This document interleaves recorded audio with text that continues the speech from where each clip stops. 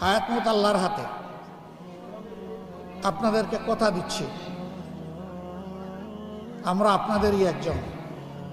আমাদেরকে আপনাদের সব পরিবার থেকে আলাদা করে ভাববেন না, মেহেরবানি করে।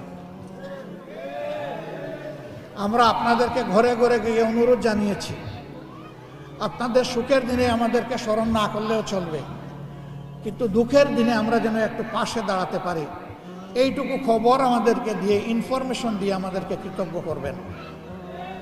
আমরা ওয়াদাবদ্ধ, আমরা আছি, আমরা থাকবো ইনশাআল্লাহ।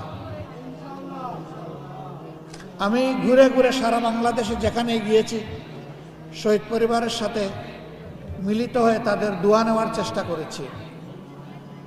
আমি যে হিসাব নিয়েছি সেই হিসাব অনুযায়ী যারা শাহাদত বরণ করেছেন তাদের 70% মানুষ তারা অত্যন্ত সীমিত আয়ের ছিলেন। তাদের নুন আনতে পান্তা ফুরাতো, কিন্তু তারা জাতির জন্য জীবন দিতে 1 সেকেন্ডে তারা দ্বিধাবোধ করেনি। এখন তাদের দায়িত্ব এই দেশবাসীকে, বিশেষ করে সরকারকে নিতে হবে।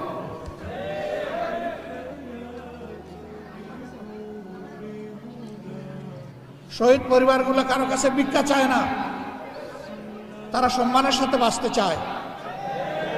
প্রত্যেকটি পরিবার থেকে উপযুক্ততা বিবেচনায় নারী হোক পুরুষ হোক সম্মানের জায়গায় তাদেরকে পুনর্বাসিত করেন, তাদের হাতে সম্মানের চাকরি তুলে দেন। তারা তাদের মেধা পরিশ্রম দিয়ে জাতিকেও সহযোগিতা করবে এবং লড়াই করে সম্মানের সাথে তার পরিবার নিয়ে বাঁচবে।